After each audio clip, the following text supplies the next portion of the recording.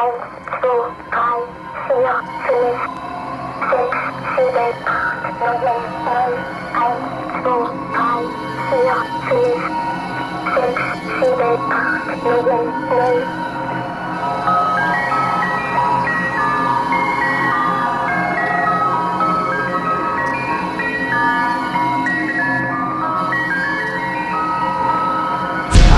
believe that the world is made of stories.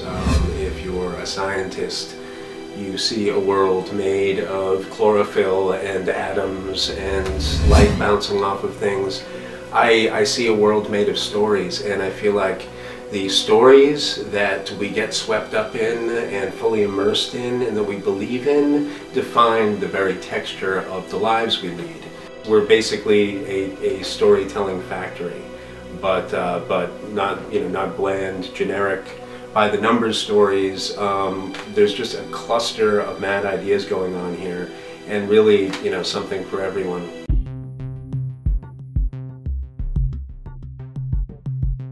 Well, American Zero is a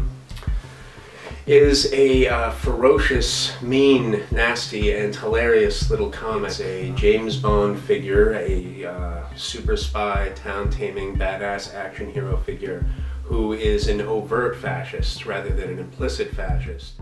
It's like a James Bond credit sequence that extends through the whole movie. So you get that wild cascade of visuals charged with the urgency of this desperate, world-shattering situation. But over the course of the story, you realize that he's completely psychotic, and so you become complicit in his evil if you've enjoyed his adventures even slightly. So it's punk. American Zero is pure savage punk in graphic form, not in terms of roughness. It's streamlined as a motherfucker, but in terms of its attitude.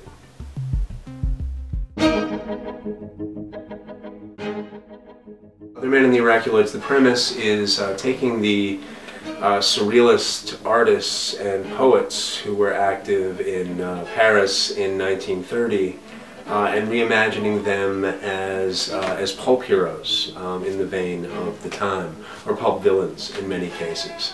And on the streets of Paris they are fighting the Übermenschen, who are proto-Nazis, who are representing a kind of malevolent super science versus the kind of dreamlike sorcery of the Oraculoids, who are these surrealist characters. And they're led by Other Man, who is a diabolical, cackling villain in the Fantomas vein. We also feature Evita Dollars, the great masturbator, based on Salvador Dali.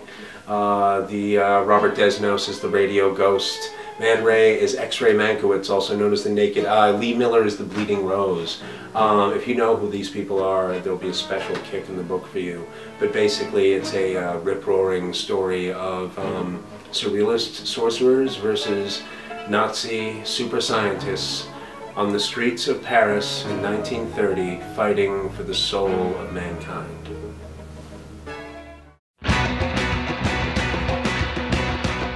Okay, we have another series called Teenage Lovecraft, the first issue of which is Beach Blanket Beyond.